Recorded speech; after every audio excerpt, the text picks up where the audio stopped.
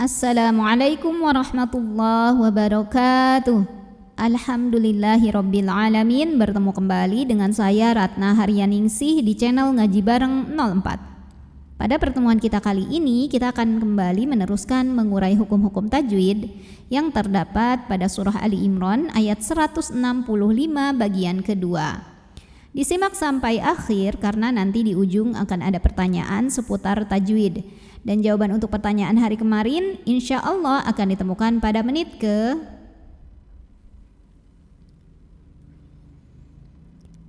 A'udzu billahi minasy syaithanir rajim. Bismillahirrahmanirrahim. Qul, ada lam mutlak, ya, ada lam sukun, di hadapannya bukan huruf lam lagi, juga bukan huruf ra, maka kita baca lamnya ini dengan idhar atau dengan jelas. Qul huwa min berikutnya di sini ada hukum idhar halqi, ya. Karena ada nun sukun yang bertemu dengan huruf halqi atau huruf tenggorokan yaitu ain. Maka cara baca nun sukunnya adalah dibaca dengan jelas bunyi n-nya, idhar, ya. Dan tidak perlu ditahan, ya. Qul huwa min 'indi. Lalu berikutnya di sini ada hukum ikhfa aqrab. Karena ada nun sukun yang bertemu dengan huruf dal. Maka cara baca nun sukunnya adalah samar-samar, siap-siap menuju huruf dal disertai dengungan. Jadi bukan jelas ain, melainkan mau bilang dal. Tapi dengungannya sedikit aja karena huruf dal ini makhrajnya masih dekat dengan nun. Di au berikutnya di sini ada hukum ikhfa awsat. Karena ada nun sukun yang bertemu dengan huruf fa, maka cara bacanya nun sukun ini dibunyikan samar-samar. Jadi siap-siap mau ke fa disertai dengungan. Ini samar dan dengungannya sama saja, ya. Karena huruf fa ini makhrajnya tidak terlalu dekat juga tidak terlalu jauh dari nun. Anfusikum. Ya, kemudian di atasnya ini ada tanda waqaf, namanya waqaf al-waqfu aula, yang artinya berhenti lebih utama. Innallaha, berikutnya di sini ada hukum gunnah musyaddadah karena nunnya bertasydid. Maka cara bacanya nun ini didengungkan. Bunyi n-nya tahan sampai ada getaran halus ke hidung, ya. Innallah.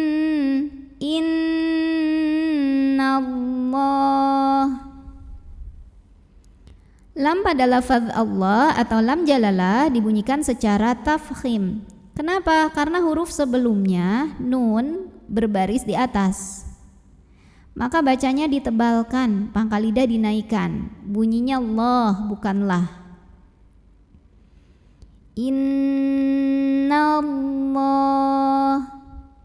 Kemudian ada alif lamnya, namanya alif lam syamsiyah.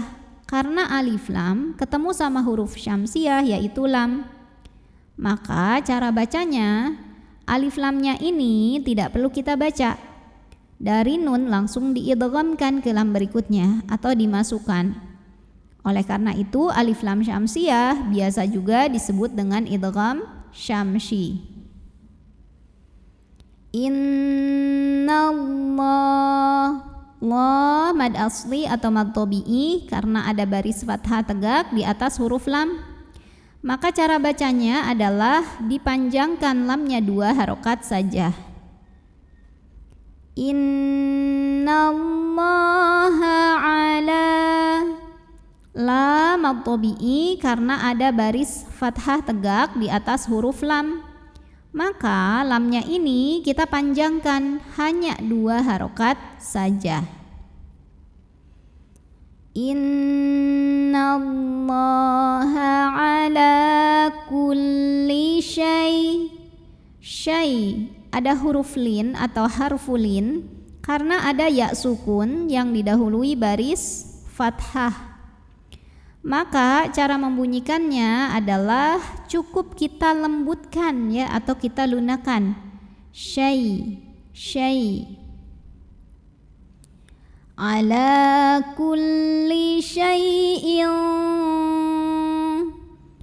Lalu berikutnya di sini ada hukum ikhfa ab'ad. Karena ada tanwin kasrah yang bertemu dengan huruf qaf. Maka tanwin kasrah ini dibunyikan samar-samar, siap-siap ke huruf qaf disertai dengungan. Dan ini dengungnya besar karena qaf ini makhrajnya jauh dari nun. Jadi ini yang paling ang, ikhfa yang paling ang bunyinya. Kulli syai'in qadir. Dir mad arid li sukun. Karena ada mad tabi'i ketemu dengan huruf yang disukunkan karena waqaf.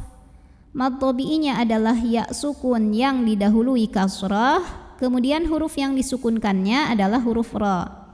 Jadi ketika berhenti di sini, dalnya ini boleh dipanjangkan 2, 4 atau 6 harokat asal harus sama atau harus konsisten ya dalam satu kali bacaan.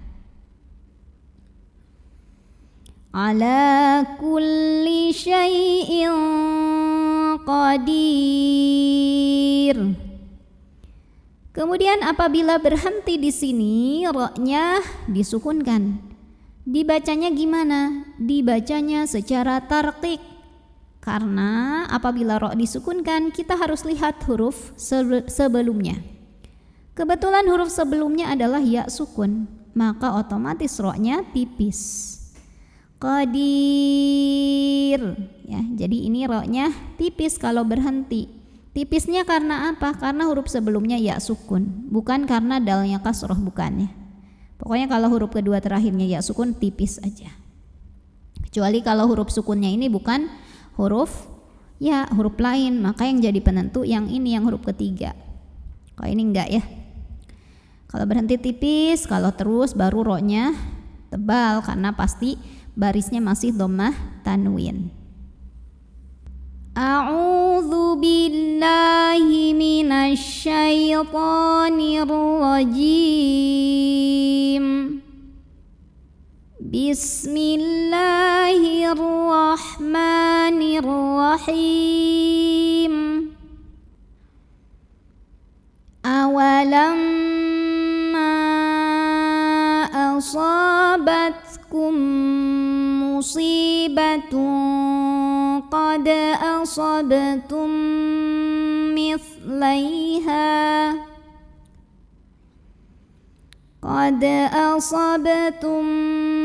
mithlaiha qultum anna hadha